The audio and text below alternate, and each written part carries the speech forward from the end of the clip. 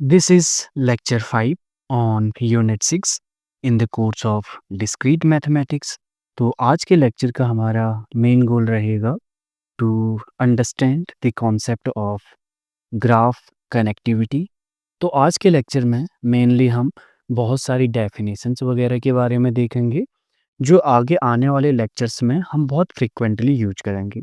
तो उनमें से कुछ इम्पोर्टेंट नोशन जो हैं, पहला तो है walk and then trail and then path.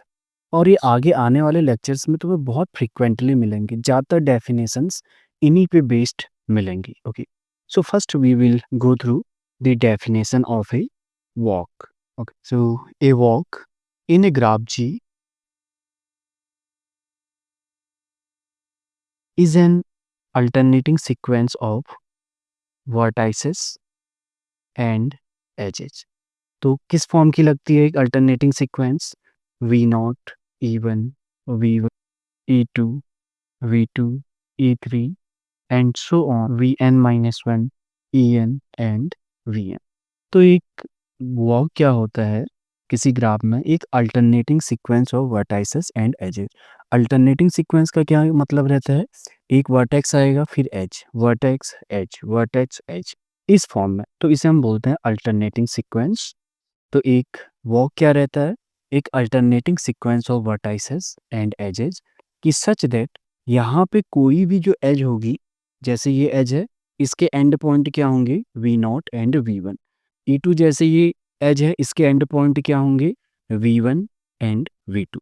तो वी आर राइटिंग दैट कि such that each edge e i in the sequence joins vertices vi minus one and v i. और ये ट्रू होना चाहिए सारे वन से लेकर एन तक, ये सारी एजेस ई आई के लिए। ओके, तो जैसे हम यहाँ पे नोट करते हैं, ई वन किसे कनेक्ट करना चाहिए? वी वन ई वन को। ई टू किसे कनेक्ट करना चाहिए? V one and we two को। ये तो हो गई वॉक की एक डेफिनेशन। नेक्स्ट हम कुछ एग्जाम्पल से देखते हैं जिससे तुम्हें डेफिनेशन थोड़ा और क्लियर होगी। अभी मे भी कुछ स्टूडेंट्स को डेफिनेशन उतने क्लियर नहीं रहे, but may be next example की हेल्प से ये तुम्हें क्लियर हो जाएगी। ओके, सपोज ये हमारे पास एक ग्राफ है जिसके वर्टेक्स सेट है V one, V two, V three, V four, V five and V six. अब हमारे पास कुछ एजेस भी हैं। Suppose this is E one, E two, E three, E four, E five, E six, E seven, E eight, E nine and E ten. ये हमारे पास edges हैं। अब तो एक वॉक किस तरीके का रहेगा, जस्ट हम देखें तो ये एक एग्जाम्पल है वॉक का। तो बेसिकली हम इसमें कर क्या रहे हैं? हमने वर्टेक्स वी वन से शुरू किया, ई वन के अलोंग मूव किए तो हम पहुंचे वी टू पे। अब वी टू से हमारे पास बहुत सारे ऑप्शंस हैं, तो इस बार हम ई टू के अलोंग मूव किए और हम पहुंचे वी सिक्स में। अब वी सिक्स से हमने एक ऑप्शन लिया ई नाइन का और हम पहुंचे वी फाइव पे। वी फाइव से हमने ई फाइव वाला रूट लिया और पहुंचे कहाँ पे? वी टू पे। तो ये क्या है? यह है एक वॉक। सो एक वॉक इस फॉर्म का लगता है। मे बी हम एक और एग्जांपल करते हैं। कुछ अभी हमारे पास है से V one, E one, V two, E five, V five, E seven, V four, E eight, V one, E one, V two, E three, V three. तो ये भी क्या है? ये भी एक वॉक है। अब इस नए वॉक में हम क्या कर रहे हैं? तो हम पहले वर्टेक्स वी वन से शुरू किए, हम ई वन की तरफ गए और वी टू पे पहुँचे। वी टू से हमने रूट लिया ई फाइव वाला और हम पहुँचे वी फाइव पे। वी फाइव से ई सेवन वाला रूट एज लेके हम पहुँचे वी फोर पे। वी फोर से ई एट वाला हम लेके वी वन पे पहुँचे। देन अगेन वी वन से हम मूव किए वी टू की तरफ along E one and then E three से मूव होके हम वी थ्री पे पहुँच गए। तो ये क्या है? ये एग्जाम्पल है वॉक की। तो अगर तुम सेकंड एग्जाम्पल पे नोट करोगे तो एक वॉक में वर्टाइसेस एंड एजेस रिपीट हो सकती है। ओके, आगे हम कुछ स्पेशल टाइप्स के वॉक देखेंगे जिसमें हम repetition of edges and vertices allow नहीं करते हैं। ओके, सो आई होप सबको ये डेफिनेशन क्लियर रहेगी। अब कुछ और टर्मिनोलॉजी जो हम एक वॉक में यूज देखेंगे जिन्हें हम बोलते हैं एंड और टर्मिनल वर्टाइसेस। तो हम देखते हैं यहाँ पे जो हमारे पास वॉक दे रखा है, इसमें जो E1 V0 स्टार्टिंग वर्टेक्स है, Vn पे क्या हो रहा है, एंड हो रहा है, इन्हीं को हम बोलते हैं terminal vertices. So V0 and Vn जहाँ से शुरू हो रहा है, जहाँ पे एंड हो रहा है, दोनों को मिला के हम बोलेंगे एंड या टर्मिनल वर्टाइसेस। अब इन्हीं की बेसिस पे हमारे पास कुछ डेफिनेशंस रहती हैं वॉक के लिए। एक ओपन वॉक क्या रहता है, जिसमें टर्मिनल वर्टाइसेस क्या हों, distinct. Okay, so this is for distinct terminal vertices. Okay, and second type का जो हमारे पास रहता है, जिसे हम बोलते हैं क्लोज्ड वॉक, तो यहाँ पे एंड वर्टाइसेस क्या होती हैं, सेम होती है। Okay, same and vertices. तो अगर हम देखें जो हमने ऊपर एग्जांपल किए, ये स्टार्टिंग था और ये एंड था, दोनों अलग अलग हैं, तो ये बन गया एक ओपन वॉक। अब सेकंड एग्जांपल में स्टार्टिंग ये है, एंड ये है, तो ये क्या बन गया, ये भी एक ओपन वॉक है। बट अगर हम सेकंड वाले में कुछ वर्टाइसेस और एजेस को हटा देते, सपोज हमने कहा, एक नया एग्जांपल बनाया इसकी हेल्प से। Okay, so we have this third walk, तो यहाँ पे हम क्या देखते हैं, स्टार्टिंग और एंड वर्टाइसेस क्या हैं, सेम है, तो ये क्या बन गया, closed walk. So I hope सबको वॉक की डेफिनेशन क्या रहेगी, क्लियर होगी। तो नाउ अब हम क्या करते हैं कि किसी वॉक में एजेस को रिस्ट्रिक्ट कर देते हैं, कि हम बोलते हैं कि कोई भी एज रिपीट नहीं होगी, तो ऐसे वॉक को हम बोलते हैं trail. Okay, so a walk is called a trail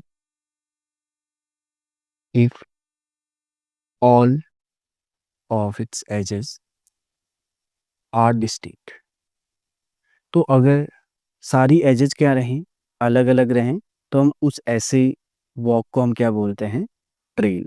तो हम कुछ एग्जांपल्स देखते हैं, जैसे हमारे पास पहला एग्जांपल है, तो हम यहाँ पे क्या देखते हैं, एजेस पे अगर हम नोट करें, सारी एजेस क्या हैं, डिस्टिंक्ट हैं, तो ये देयरफॉर दिस वॉक को हम कह सकते हैं ट्रेल। अब सेकंड एग्जांपल में हम देखते हैं, क्या इसमें सारी एजेस अलग हैं, E1 E5 E8 V1, तो हम यहाँ पे नोट करते हैं एज E1 रिपीट हो रहा है, so this walk is not a trail. तो इस केस में ये ट्रेल नहीं है। इस केस में ये वॉक तो है, बट ये ट्रेल नहीं है, क्योंकि यहाँ पे एज क्या हो रही है, रिपीट हो रही है। अब हम इस एग्जांपल में, थर्ड एग्जांपल में चेक करें, यहाँ पे एजेस क्या हैं, E1 E5 E7 E8, edges repeat नहीं हो रही हैं, so this is also a trail. Okay, तो एक ट्रेल क्या है, एक स्पेशल टाइप का वॉक, जहाँ पे एजेस क्या रहें, सारे अलग अलग रहें। अब अगेन जैसे हमने वॉक के केस में देखा था, एक ट्रेल भी ओपन हो सकता है एंड क्लोज भी हो सकता है। ये किस पे डिपेंड करता है कि एंड वर्टाइसेस सेम हैं या नहीं। तो अगर जब एंड वर्टाइसेस सेम रहती हैं, तो ऐसे क्लोज ट्रेल को हम बोलते हैं सर्किट। तो सर्किट क्या है, so a close trail is called a circuit. तो ये भी हम डेफिनेशन आगे बहुत यूज करेंगे। अब अगर हम और रिस्ट्रिक्शन लगा दें, हमने कहा कि वर्टाइसेस और एजेस कोई भी रिपीट होना अलाउड नहीं है, तो ऐसे वॉक को हम बोलते हैं path. Okay, so a walk is called a path if all of its vertices and edges are distinct. अगर सारी वर्टाइसेस और एजेस क्या हों, डिस्टिंक्ट हों, तो इसे हम बोलते हैं path. So consider this example, तो जहाँ पे हमारे पास एक ग्राफ दे रखा है G, जिसकी वर्टाइसेस हैं V1 V2 V3 and V4, and edges हैं E1 E2 E3 E4 and E5। अब यहाँ पे हमारे पास कुछ वॉक दे रखे हैं, तो जैसे पहला वॉक क्या है, V1 से लेकर हम V2 पे गए, V2 से देन V3, V3 से देन E4 के थ्रू V1 पे हम गए, एंड V1 से लेकर देन V4 पे गए। तो पहला वॉक ये रिप्रेजेंट कर रहा है। तो क्वेश्चन है कि क्या ये वॉक पाथ है। तो हम क्या नोट करते हैं कि एक पाथ होने के लिए ज़रूरी है कि वॉक में वर्टाइसेस एंड एजेस रिपीट ना हो। तो पहले हम वर्टाइसेस देख लेते हैं। तो वर्टाइसेस यहाँ पे क्या है, V1 V2 V3, again V1 repeat हो रहा है, so therefore this is not a path. So this is not a path, क्योंकि यहाँ पे वर्टेक्स क्या हो रहा है, रिपीट हो रहा है। ओके, तो तुम एज के लिए भी चेक कर सकते थे क्या एज रिपीट हो रही है या नहीं। अब हम सेकंड एग्जांपल पे आते हैं, इस पे देखते हैं कि क्या हो रहा है। तो सेकंड एग्जांपल पे हमारे पास क्या है, V1 E1, V2 पे गए हम, V2 से लेकर V3 पे मूव किए एंड V3 से देन V4। तो इस केस में हम नोट करते हैं कि वर्टाइसेस भी रिपीट नहीं हो रही हैं एंड एजेस भी रिपीट नहीं हो रही हैं। सो ये वॉक क्या रहेगा, so this is a path.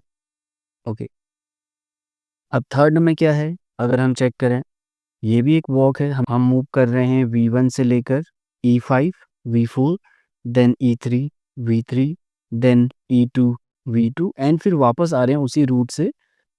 तो ये वॉक तो है क्योंकि वॉक में सब चीज़ें अलाउड हैं, वर्टाइसेस और एजेस का रिपीट होना। बट इस केस में हम क्या नोट कर रहे हैं कि जो V3 वर्टेक्स है ये रिपीट हो रहा है। So therefore this is not a path. So I hope तुम्हें पाथ, वॉक एंड ट्रेल की डेफिनेशन क्लियर होगी। तो अलग अलग बुक्स में तुम्हें ये नोशंस बहुत डिफरेंट मिलेंगे, बट अभी हम अपने कोर्स के लिए यही सेटअप रखने वाले हैं। Okay, so in case of a path we can have both the notion of an open path and closed path. So open path क्या रहेगा, distinct terminal vertices. Okay, distinct end vertices. And close path के लिए हम यहाँ पे क्या allow करेंगे कि एंड वर्टाइसेस सेम हो सकती हैं। Okay, same and vertices. और एक क्लोज्ड पाथ को ही हम क्या बोलते हैं, this is called A cycle. Okay, तो तुमने नोट किया होगा कि जो साइकिल ग्राफ है उसमें भी ऐसा ही रहता है। तुम कोई भी वर्टेक्स को स्टार्टिंग या टर्मिनल कंसीडर करोगे, so that will become a closed path. तो हमने यहाँ से क्या देखा कि एक क्लोज्ड पाथ को ही हम क्या बोलते हैं, cycle.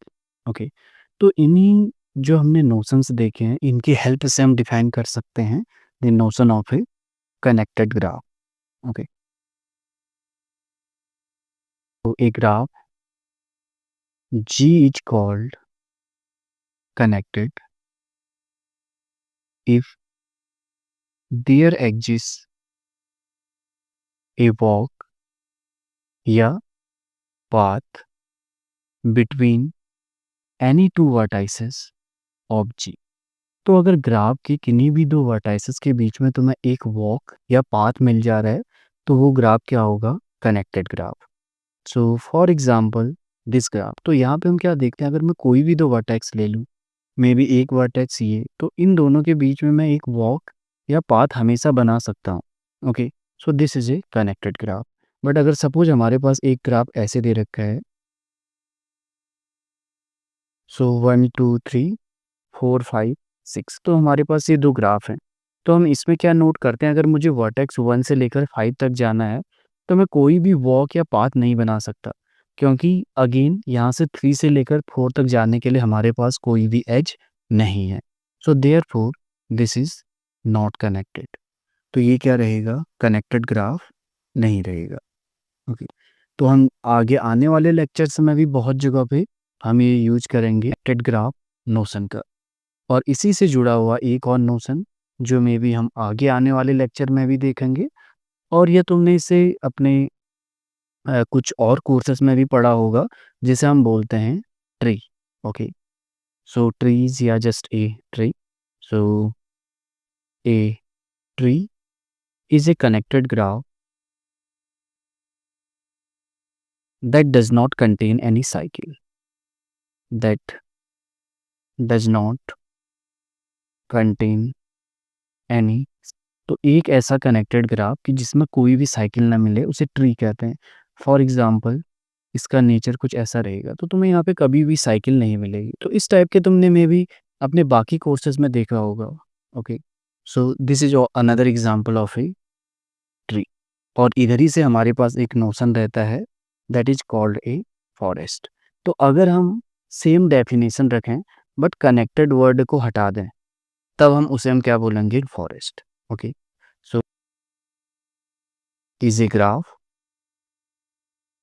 That doesn't have any cycle, any cycle. तो एक ऐसा ग्राफ जिसमें कोई भी साइकिल ना मिले, दैट मीन्स उसके कनेक्टेड कंपोनेंट क्या बने, ट्री बने, तो ऐसे ग्राफ को हम बोलेंगे एक forest. Okay, so I hope तुम्हें डेफिनेशन से क्लियर रहेंगी।